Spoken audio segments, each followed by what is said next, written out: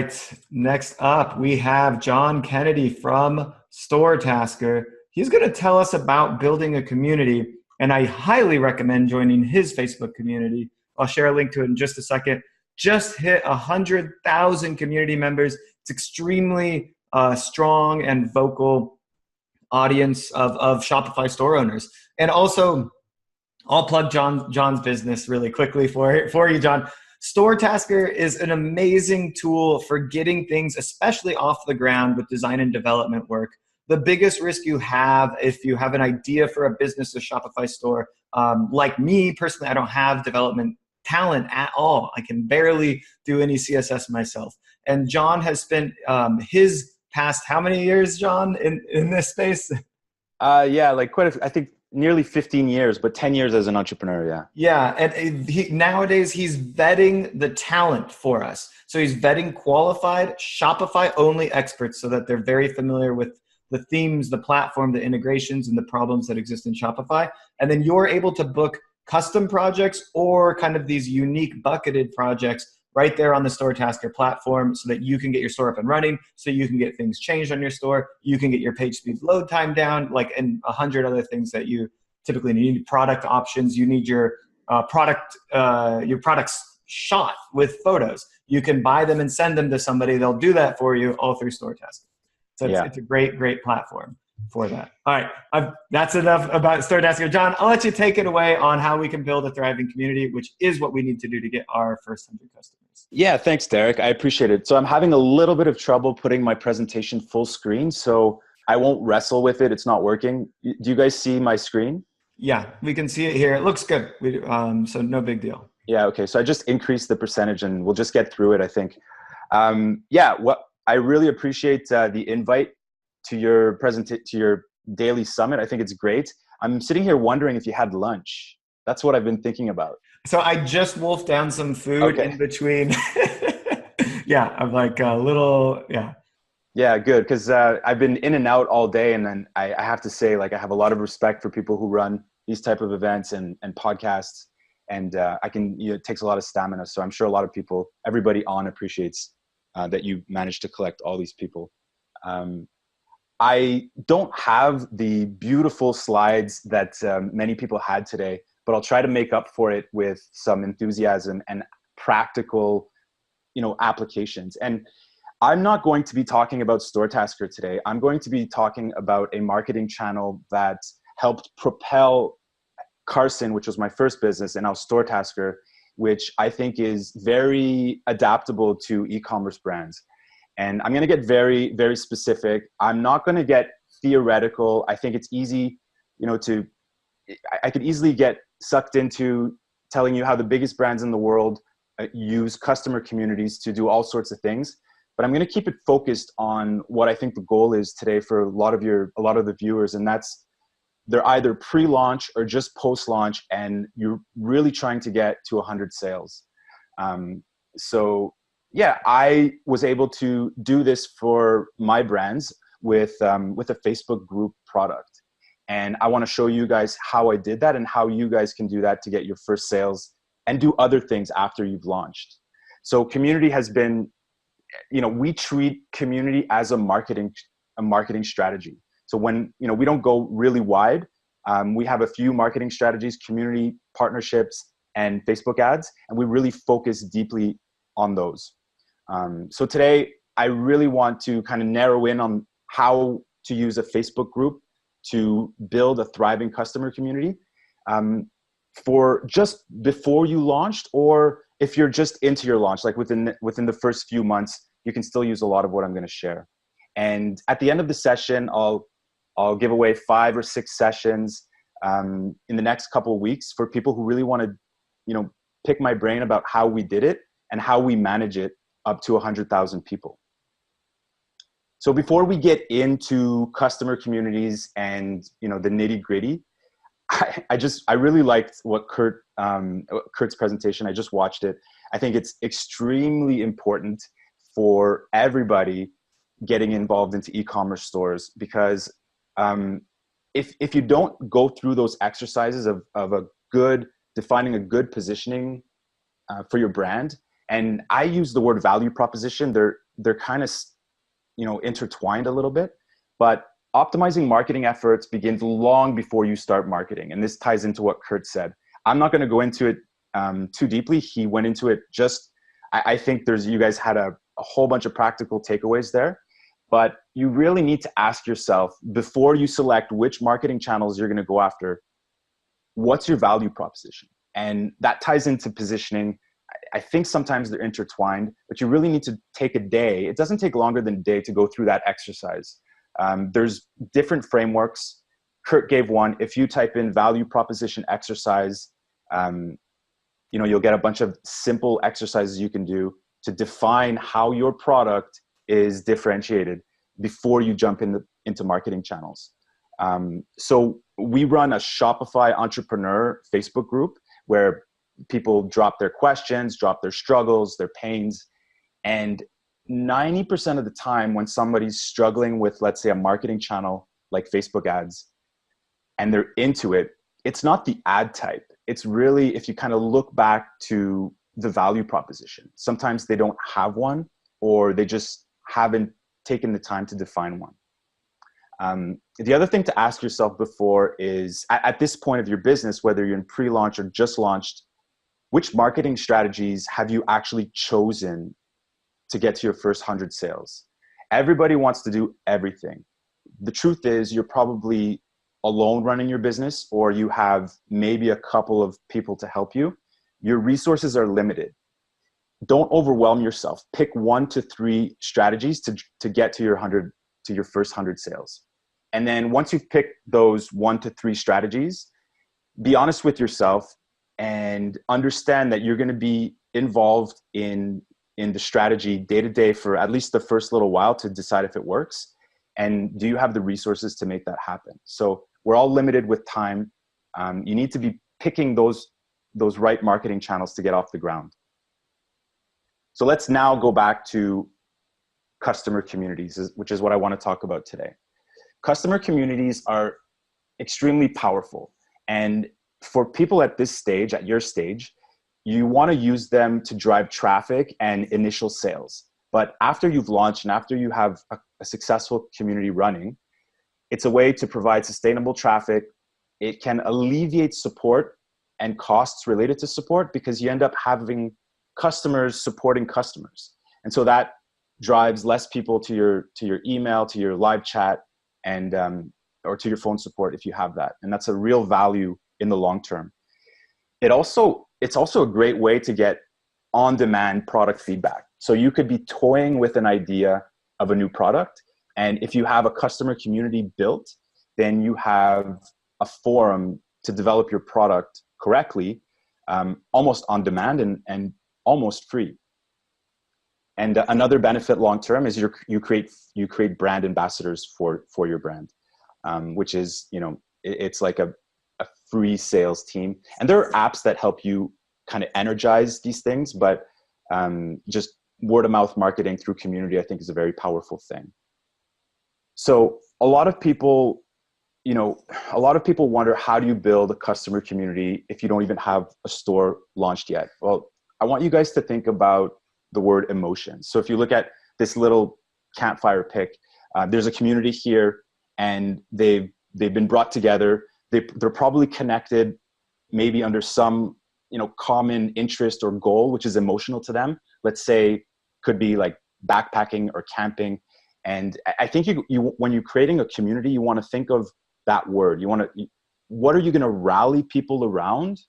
Which emotion is that going to be that is important to people, that gets them engaged with your community, but also with your product? So the theme around customer communities is really emotions. I didn't do a lot of external research to do this presentation. I think I started to, and then I realized that a lot of the research around building communities online is designed and written for 6, 7, 8-figure brands. And it just didn't fit. So I decided to roll back and just go with some instinct. But I really liked this, which I found on a Shopify blog. Emotional relationships are the future of e-commerce. So there's so much noise. There's so many new merchants. There's so much so many ways that we're bombarded with information. What's going to win, I think, is how a brand ties to their customers or to their target market through emotions. So, I'll just read it out loud here. When you understand how your brand makes your customers feel, you unlock the secret to building a community that customers want to join, stay engaged with, and share with others. I think this is the only piece that I took from the outside, and I think it's can be quite powerful when you're thinking about how to build your community. Okay, let's get into some groundwork. If you've chosen customer communities as something that's interesting for you to get some lift, there's no magic app, there's no magic technology that's gonna automate this for you at first. But there's a few tools out there. I just think today in 2019, Facebook groups for most merchants is the best option. Facebook for the past couple of years have really focused on their groups product. And if you look at your feed right now, you're probably going to get about 3 or 4 posts on 15 that are from groups you're in, if you're engaged on Facebook and in groups. The only thing that I would caution some of you with is, check their TOS, because there are a few products that just don't, like, Facebook will just shut you down. And I think a couple of them that I know of are CBD products right now. I have a client of ours who got a Facebook group with 6,000 people, very engaged, just got closed, and he lost it. If you're selling animals, if you're selling weapons, anything that breaks TOS for Shopify or for Facebook, you kind of want to maybe go to other platforms. I don't want to get into other platforms. They're good. They usually cost money. It's trickier to get engagement. It's trickier to get people into those communities. So let's focus on Facebook groups for today, and then I can, if anybody really wants to know about other platforms, if they don't fit, then we can discuss it in the QA. So use Facebook groups. The second part is choose your emotion, and what are you going to rally people around? So I'll give you a couple of examples. If you sell baby shoes, you're not launched yet, so you don't want to call it, Derek's baby shoes. What you want to do is you want to rally people around a goal or a feeling, like parenting. So that's a way to kind of connect your brand community in the future with a wider group of people. Other examples, let me try to come up with another one. So if you sell guitars, then you'll rally people around music or music writing. If you guys have other topics that you're not sure how to position a Facebook group around, then let me know, and we can try to brainstorm. So, what you'll want to do is not use your brand in the title of your group. You'll want to create a closed group also, so that it's not easily accessed, and you want to create the perception of privilege when people join your group. So it's kind of exclusive. When you start a group, this is all before telling anybody. So when you start a group, you want to make sure you fill out all the Facebook group settings, put a cover photo, try to put some effort into that, because it's an important aspect. And Facebook will start to notice that you're serious about your group. And in the long term, this will maximize organic visibility. Facebook's just on a tear right now trying to get people engaged into groups. So if you have an active, fully filled out Facebook group, if you're showing activity, Facebook is going to realize that. I don't know exactly how they do it, but that's how we benefited. Write out a welcome post, write out generic group guidelines. These will change over time as you get people into your group and you start to see the behavior of your best members and the behavior of your worst members. So you can modify your group guidelines over time to, defend against the worst. Before you invite a single person to your group, you kind of want to seed it with links and content, maybe like 20, 30 pieces of content. So when your first members do join, they'll see that it's a serious place and that you as the founding member have put in some time into this group. And then you want to tell people, right? So let's jump on to the next. I'm not checking the questions here. So let me just check. I'm on it. Okay. I can come back to them in a little bit. So telling people, getting people to this group doesn't have to be expensive. I think let's talk a little bit about how we did it. So first of all, there's no automation here. So you're just going to have to accept the fact that it's going to take some time and some consistent effort.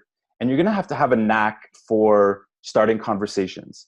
And that's what I did. I seeded my community, our Facebook group, for 2 or 3 months before I think anybody was listening. And I kind of, that's too long. Like a few years ago, I don't think Facebook was really focused on groups.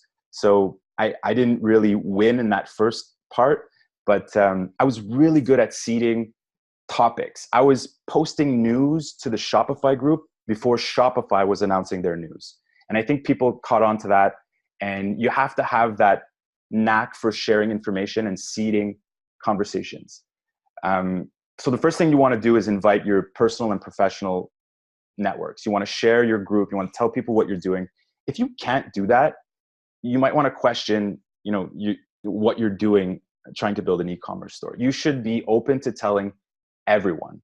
I know sometimes we have some limitations there, but you already probably, if you picked a niche, you probably have some authority in that niche or some experience or some network. Use it to seed this community. You want to welcome every member that joins your group, and then you want to ask them to invite a few other people. And this is bootstrap stuff. So you really have to put in the work. Don't pay for ads yet. Don't do anything. Just tell the world. Maintain your enthusiasm, because you're going to see what you really want to do is get to 100 people. And those people can be within your realm of this emotion you've chosen or your product, or not. They could be friends that just support you. But I think getting to 100 people is important, because whether you like it or not, a number affects people's perception of something. And I think you don't want to focus on that for too long. But when you're really working to seed the community, you want to get it to 100 people as soon as possible. You're going to have to be in there every day, seeding with new topics and making sure the conversations are healthy. One thing, which is funny because Kurt was on before, I remember how I seeded the group. I would share other people's links in our community, and then I would go to Twitter and LinkedIn and tell them that I shared their link in my community and invite them. And I can't remember now, it's been 4 years, but I think that's how I got most of the Shopify partner influencers into our community back then. And I created a graphic, I shared on Twitter, I tagged them, and I invited them. And I did that, for a few months. So that really helped me get important people into the group, and I shared the audience with them. So as an e-commerce brand, you can also do this. You can even do it before you launch your store. So you probably have peers in your industry that run shops that target a similar audience than you. Talk about them to the first 20 people in your community, and then tell them that you're talking about them, and then they'll join. And then there's a chance that they're going to tell their audience. You never know. They could have a big, they could have a medium, a large, small audience. And that could be a way to seed with the first members. Then, of course, just cold email, guest posts. These are ways to get these first members to your community. And let's say it's Derek'sShoes.com. They're baby shoes, and he starts a group about parenting. I think at first you want to call it parenting. Before you launch your store, you want to give it a generic title. But feel free to talk about what you're doing, like your product development, when you're launching, what people think about your products, so that you don't bait and switch people, or people don't feel baited and switch, and they don't feel baited. And then after you launch, you change the name to, Derek's Baby Shoes Fans. So that's something you can do actually, but be upfront and be authentic when you're growing the community. Now, a lot of people have asked me, do you run ads to your Facebook group? And the answer is no. But after watching a few presentations today about messenger marketing, I think a generic ad to a Facebook group, I don't think it would work. I believed we tried it a couple of years ago, and it just didn't work. People end up liking the post instead of joining the group. And it's a bit frustrating because you kind of like, you want to seed the group with some new members. But I think it'd be worth experimenting messenger ads to a group. And that's just something I thought of after watching one of the presentations earlier today. It could be a great way to seed it up to 50, 100 people. But yeah, I would just put in the time instead of running ads to your group. So after launch, there's, the dynamics of your group will likely change. So you're gonna have to kind of quickly decide where you're going with the community. Are you going to keep it a general enthusiast community, or are you going to start to steer it towards an actual customer community where most of the topics are around your product? So this is something you're going to have to feel as you grow a Facebook group. But it should become obvious if you're engaged and you keep pushing it. I have a 10-to-1 rule in our Facebook group. This means that I get involved in at least 10 conversations without mentioning my brand or my service every time I want to mention it once. So it's actually closer to 20-to-1. I'm very engaged still with the community, and I think some people might just see the post where I talk about my brand and my service, but I know the real members understand that, they're watching me over time help a lot of people without even mentioning what I do. So I like this rule, 10-to-1 rule. It keeps people thinking that you're there actually trying to build a community and not there just to drive people to your website. So at this point, you can change the name or you can keep the group name. So you can change it to, I'll show you some examples later of people I think do it well. They've really put their brand name on the group, and they're really customer communities. For myself, we kept it Shopify entrepreneurs. So we didn't change it to Store Tasker users, just because I felt like I don't think it was intentional. And I actually think now every day, could we start a really specific customer community? But I'm happy with that decision, and I'll show you some examples of people who have done otherwise. You're going to have to keep building and moderating the group yourself if you really want it to grow. But like any other marketing strategy, once you've been doing it and it's working and it's driving traffic and attention to your store, then you probably have a process around it, and you can hire someone to help you with it or assign it to someone who cares as much as you. So, when you're running a group of 100, 200 people, you want to really lead, but you also want to listen. Like, people are going to message you, people are going to leave comments. These are people that you're building a community around. So you should definitely keep your ear to the ground on what they're saying about your community building. So the type of group could stay enthusiasts. It could be a brand fan club, or, very commonly they can also become peer-to-peer support communities.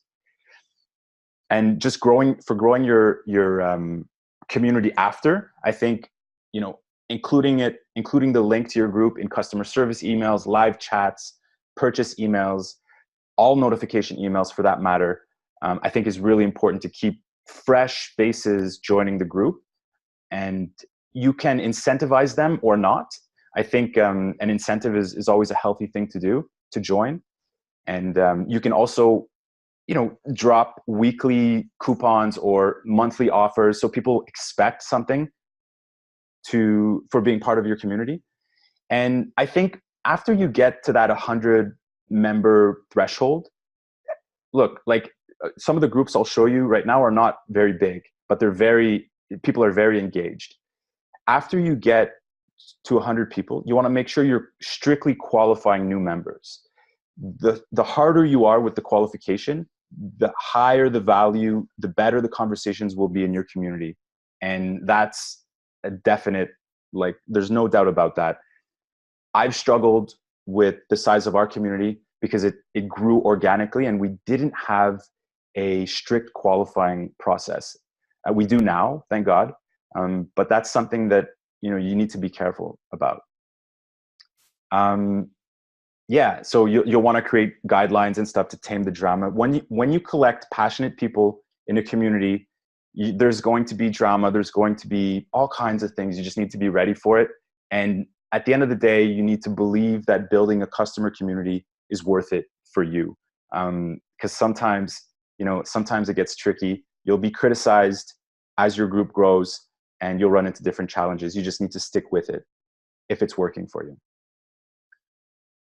So these are a couple of ways you can qualify members. Facebook Groups has pre-qualifying questions, and you can either ask them for their customer name, or in our case on the right, we want people to be live store owners, or give us a compelling reason. Maybe they're launching soon, like some of you guys, and in that case, we'll probably let them in. But by having a live Shopify store, we ensure that the quality of conversations is at a decent level for everyone. So here are two really good examples of merchants in our community that I think do it really well. There's Rancho Gordo Bean Club members. Steve is a pretty interesting guy. He sells heirloom beans. So he's got a very niche product, but he has a very engaged community. And he sells subscriptions to this. He sells subscriptions, basically new beans every month. And one of the problems he had was people spoil it for other members. So he had to kind of break off like a spoiler group so that the first people receiving the subscription box wouldn't spoil it for others, which is pretty funny. But in general, they share recipes, and they're all connected around this interest of food and beans. Very interesting. And then Clean Haven Naturals, you can see it's also a very small group, but it's very engaged in there. This brand has serious fans, and they offer discounts to their members, and they get product feedback very quickly. So these are two really good small examples of e-commerce brands doing it right. Okay, let me just go back. Okay, I hope that I hope my audio was okay. Let's kind of close it off. I hope I didn't want to get too theoretical. It's the first type of it's the first presentation of this type that I do. I usually talk about how to outsource, how to hire, how to deal with those things. But so this was kind of new to me. I think it fit with your crowd. And if anybody wants to talk about this more deeply, I have a giveaway of 5 or 6 free 30-minute sessions next week. We can talk about community building, or we can talk about StoreTasker and the hiring process. Some of you are there, some of you are not there. So that's open to everybody who's here now.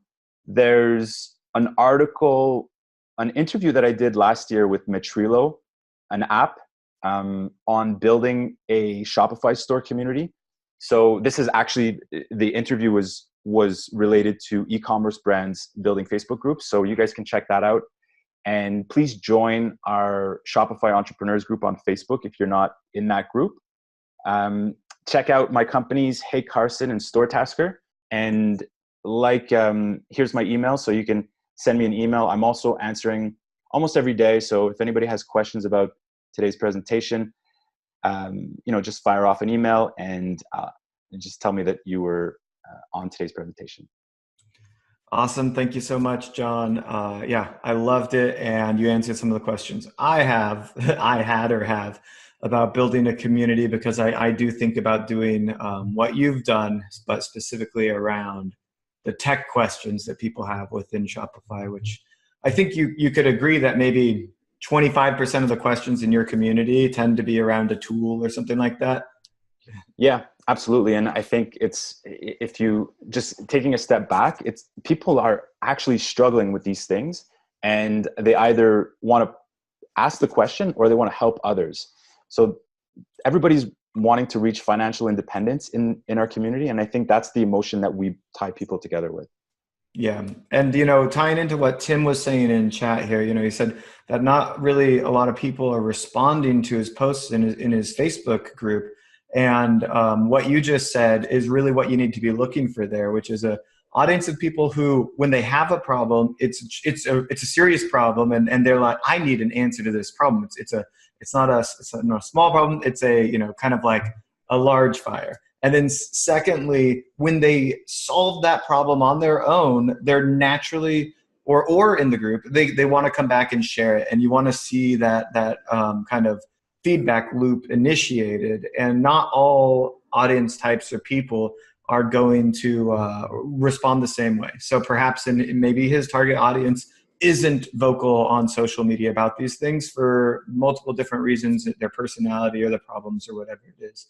Yeah, yeah. I don't know if Tim launched is Tim's store launched already, and what he's called it. But I think what you title it also has an impact. You don't want to get too confident and title it with your brand too early, and you don't want to talk about yourself too much. I think the 10-to-1 rule is a good rule for that. Absolutely. I love it. And I really encourage everybody here to join the Facebook community, because I'm trying to participate in it daily. And I think it's just a great spot for everyone to be hanging out. Thanks for having me, Derek. I really appreciate it. I'll sit in on I think there's 1 or 2 more sessions. Yeah.